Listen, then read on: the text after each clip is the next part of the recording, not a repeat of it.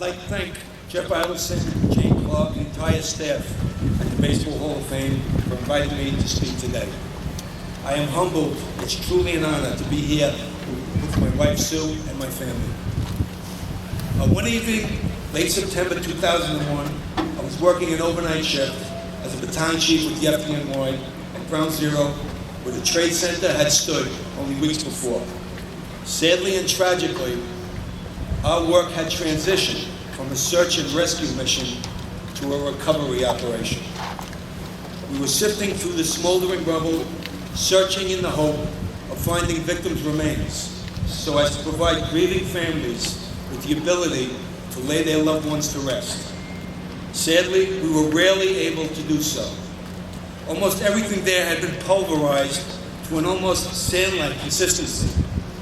To find anything fully intact, such as a desk, telephone, picture frame, chair, was extremely rare. For the most part, it was twisted metal beams, concrete chunks, sand and dust. On that particular night, while clearing one section, something in the debris caught my eye. It was a round object, and there was something red on it. I picked it up, rubbed the coating of dust off it, and saw the unmistakable arc of red stitching. It was a baseball. Of all the things to come out of this rubble, a baseball.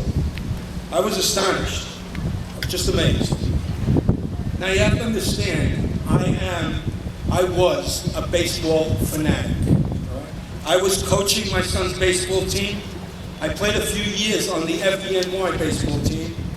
I was playing on a men's senior league team that played on this very field just a year before. I was, and still am, an avid Met fan. Many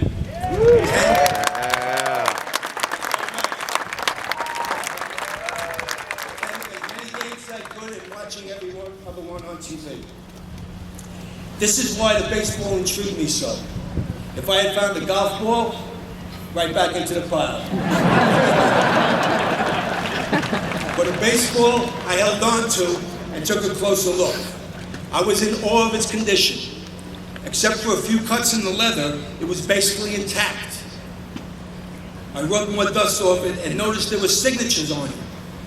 Were they autographs? Trying to read one of the signatures, I made out the name Morgan. Hey, Joe Morgan, maybe, I thought.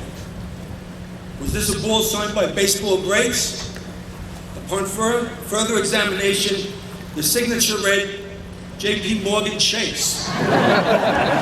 Morgan Chase, did he pitch for the Cardinals in the 70s? Some of the other signatures read Merrill Lynch, Solomon Smith, Barney, Bear Stearns. These weren't players. It was a promotional baseball from a company called TradeWeb, and the signatures were the financial institutions they dealt with. Sadly, no Joe Morgan, not even Morgan Freeman or Morgan Fairchild.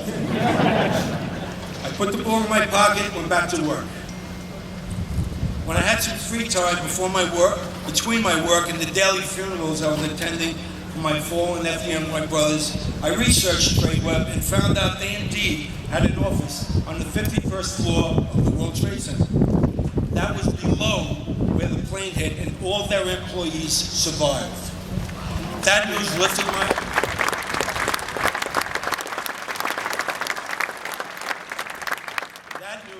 my spirits some.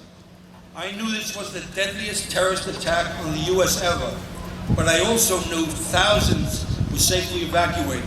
I was glad that those from this company were part of that evacuation and were safe.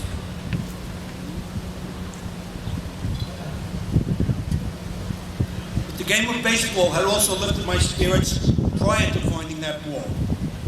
I, along with all New Yorkers and Americans throughout the country, were glad to see the baseball games resume. It was heartwarming for us to see the great support during the pregame ceremonies, to see the players wearing PAPD, NYPD, and FDNY caps, and to hear the emotional singing of God Bless America during the games. It showed the world that we would continue to live as Americans, not only to endure, but to thrive. When Mike Piazza hit his dramatic home run in the first game played in New York, he gave us something to really cheer about.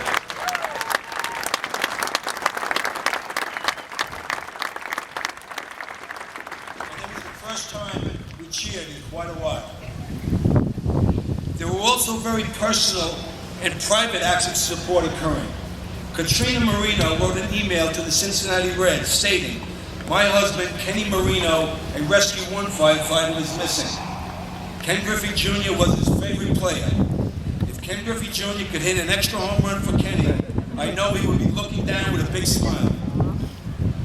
Griffey delivered, hitting a home run in the Reds' 8-1 victory over the Philadelphia.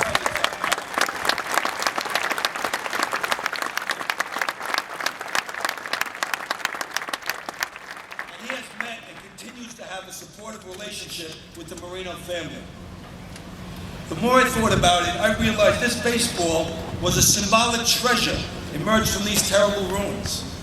The people of New York, the FDNY, America itself had taken an immense and horrific hit. There was so much sorrow and death, but there was also survival. This ball seemed to me a symbol of that survival, an American symbol. It was banged around terribly, but it came through. It wasn't destroyed, it had survived, just as these employees and thousands of others had survived. I wrote an email to TradeWeb to tell them I found their ball and was looking to return it to them. Part of that email read, "I am very gratified to see, based on your press release, that all your employees are safe and accounted for. Being a baseball fan, coach, and player, this item has become a symbol of hope for me. Baseball is the American pastime, a great game from a great country. I felt that sincerely then, as I feel it fully to this day. The people at TradeWeb insisted I keep the ball, and I was glad to donate it to the Baseball Hall of Fame shortly after, so it could tour the country as part of the wonderful exhibit, Baseball as America, and now is occasionally displayed here in this wonderful museum. Once again, I am honored and humbled that you have invited me to speak here today. I do so only in honor of, and as a representative of, all those who participated in the months of rescue and recovery. I wish to pay special tribute to Andre Fletcher and Mike Weinberg, who played with me on the FDNY baseball team and were among the 343 FDNY members who made the ultimate sacrifice on September 11th, 2001. God bless the FDNY, God bless baseball, and God bless America. Thank you.